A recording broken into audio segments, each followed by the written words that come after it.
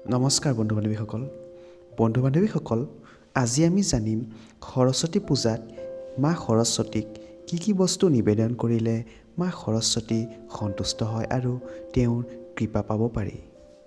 এই দিনটিত সৰস্বতী মাক পূজা প্ৰাৰ্থনা কৰিলে জ্ঞান বুদ্ধি বিদ্যা অৰ্জন হয়, লগতে সংগীত সাহিত্য শিল্পকলা আদিতো নিপুণতা প্ৰাপ্তি হয়। ভাল শিক্ষা জ্ঞান বুদ্ধিৰ বাবে সঁচা মনেৰে মা সৰস্বতীক পূজা কৰিলে অতি সহজে সুফল পাব পাৰি। বিশেষকৈ বিদ্যাৰ্থীসকলৰ বাবে এই পূজা বিশেষ মহত্বপূৰ্ণ। তেন্তে আহক জানো সৰস্বতী পূজাৰ দিনা মা সৰস্বতীক কি বস্তু নিবেদন কৰাৰ প্ৰয়োজন।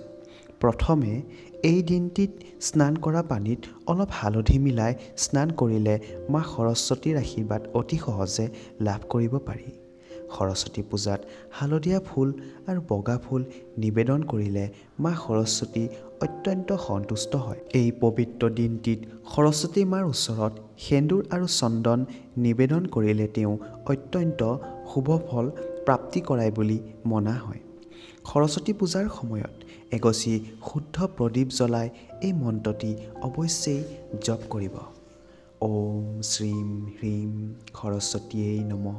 এই মন্ত্ৰটি জপ কৰিলে মা সৰস্বতীৰ কৃপা অৱশ্যেই লাভ কৰিব পাৰি। সৰস্বতী পূজাত হালধীয়া ফল যেনে কল কমলা কুঁহিয়া আম এনে ফল সৰস্বতী মাৰ ওচৰত নিবেদন কৰিলে মা অত্যন্ত সন্তুষ্ট হয়, কাৰণ হালধীয়া আৰু বগা বস্তু মা সৰস্বতীয়ে অত্যন্ত পচন্দ কৰে।